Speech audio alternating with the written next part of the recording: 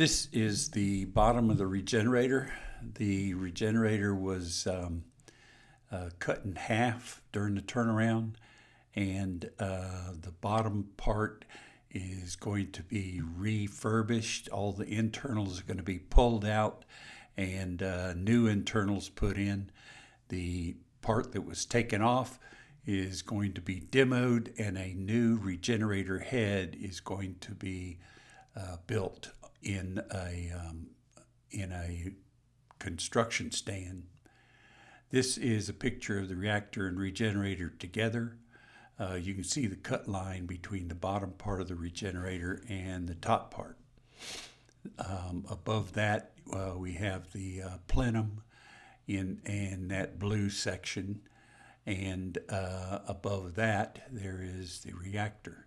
This is the Regenerator that was built pre-turnaround to replace the old one. It has 6 pairs of cyclones, first and second stage cyclones.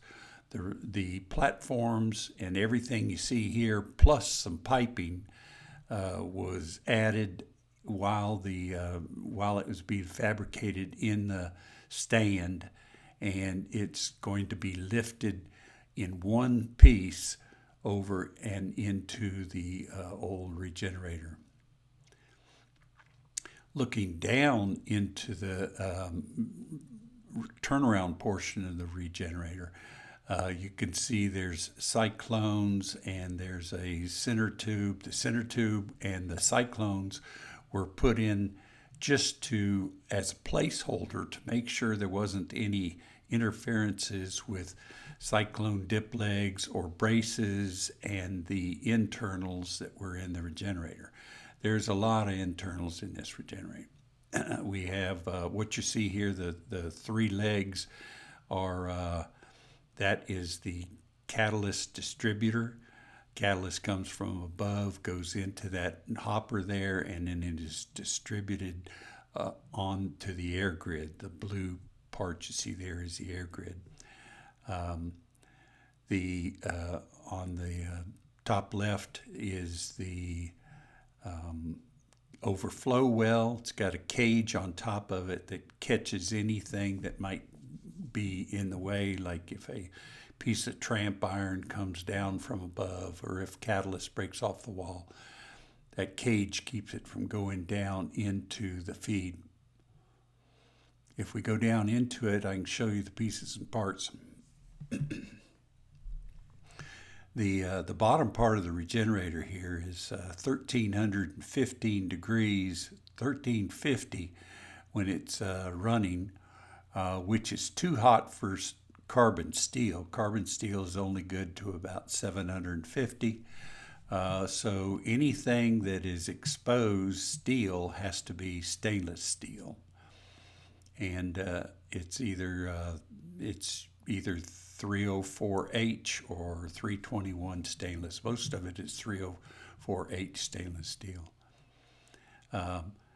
The piping that you see there is all stainless steel.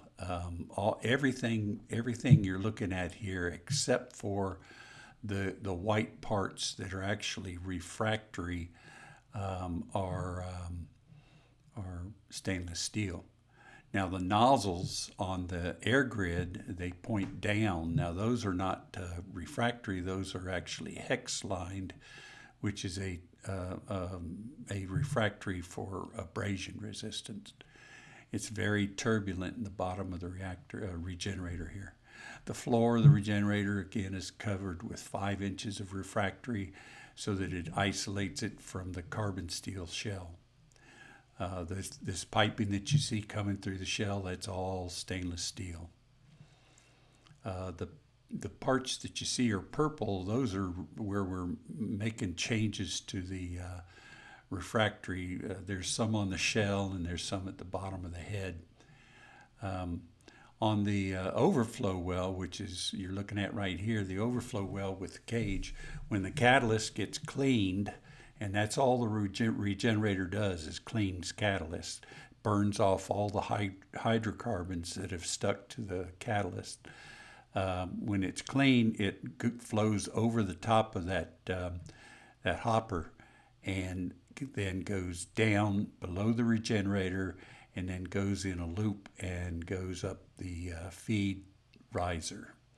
And at that point it's mixed with the petroleum oil. And there's lots of pieces and parts in here.